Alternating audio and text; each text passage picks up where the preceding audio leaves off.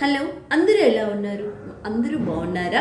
Welcome back Vantalakka for you my YouTube channel. ఈరోజు మన కిచెన్లో నా స్టైల్లో పాలక్ పరోటా పిల్లలు ఎంతో ఇష్టంగా తినేలా ఎలా తయారు చేసుకోవాలనేది ఈరోజు మన కిచెన్లో వీడియో చూసేయండి.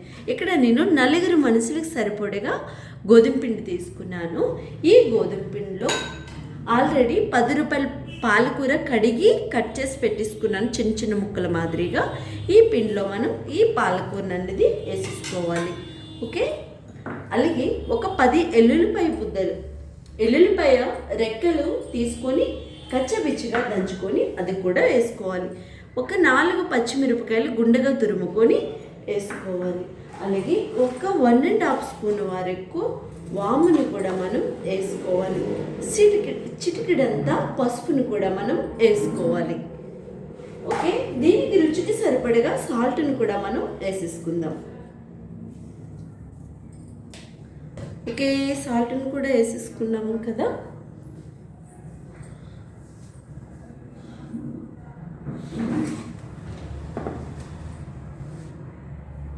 ఫస్ట్ మనం ఆకుకూర ఇవన్నీ వేసుకున్నాం కదా, గట్టిగా పిసకాలి. ఎందుకంటే పాలకూరలో నీరు శాతం ఎక్కువగా ఉంటుంది కాబట్టి ఆ నీరంతా పిండికి పట్టేలాగా మనం దీన్ని మంచిగా కలుపుకోవాలి. కలుపుకున్న తర్వాత ఎంత వాటర్ క్వాంటిటీతో మనం కలుపుకోవాలన్నది అప్పుడు మనకి తెలుస్తుంది. ముందుగానే నీళ్ళు వేసి మనం కలిపేసుకుంటే ఏంటంటే అది లూజ్ అయిపోతుంది పిండి అనేది.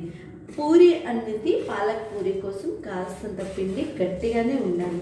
ఓకే, మనం పిండి అంతా ఇలా పాలకూరని ఇలా నలుపుకుంటూ కలుపుకోవాలి. ఓకేనా, ఇప్పుడు కాస్త వాటర్ వేసుకొని మనం మంచిగా కలుపుకుంటూ ఉండాలి.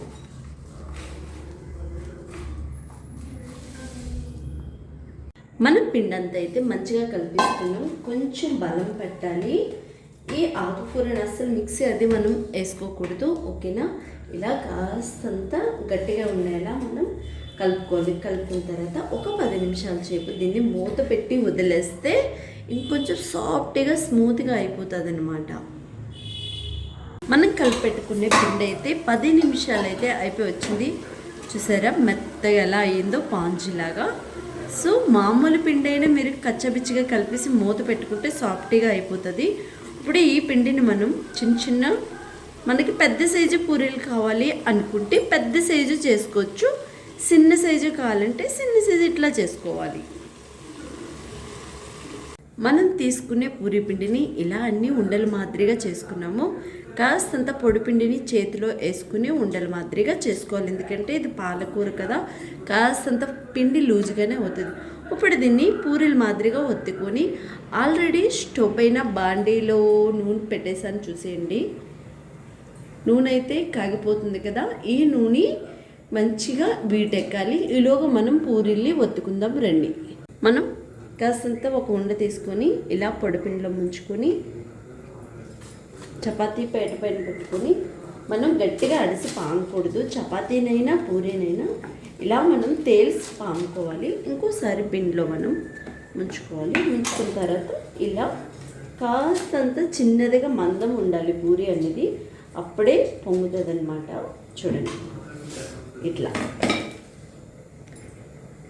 మీకు మందం అనేది ఇక్కడ తెలుస్తుంది. చూడండి, ఇలా కాస్తంత మందంగా ఉండాలి. ఓకే, పూరీలన్నీ ఇలా పామేసుకుందాం.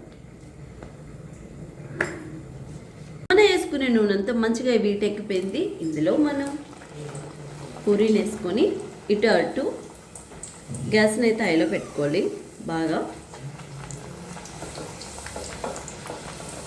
ఇవి నార్మల్లీ పూరీలా పొంగవన్నమాట, కానీ టేస్ట్ వేరే లెవెల్ ఉంటాయి. కానీ మెత్తగా ఉంటాయి, తినడానికి కూడా చిన్నపిల్లలు పళ్ళు లేని వాళ్ళని కూడా తినేయచ్చు. చాలా బాగుంటాయి, సాఫ్ట్గా ఉంటాయి. ఎగిపోయాక ఇలా కాస్తంత కలర్ వచ్చేదాకా ఎగించుకొని దీన్ని మనం తీసేసుకోవడమే. పాలక్ పూరీలని ఇలా రెడీ అయిపోయి టేస్ట్ అయితే చాలా బాగుంటుంది, మెత్తగా కూడా ఉంటాయి. దీన్ని ఏ కర్రీతోనైనా మీరు తినొచ్చు. చిన్నపిల్లల నుంచి ముసలి వాళ్ళ దాకా తినొచ్చు. చాలా బాగుంటుంది. ఈ వీడియో మీకు కూడా నచ్చిందో చేసుకోవడం కూడా చాలా సింపుల్. అయితే ఈ వీడియో మీకు కూడా నచ్చితే లైక్ షేర్ సబ్స్క్రైబ్ చేయండి. ఆరోగ్యమే మహాభాగ్యమని గుర్తుపెట్టుకోండి. నెక్స్ట్ మంత్ సరికొత్త వీడియోతో మళ్ళీ కలుసుకుందాం. అంతవరకు మీ అందరికీ బాయ్ బాయ్.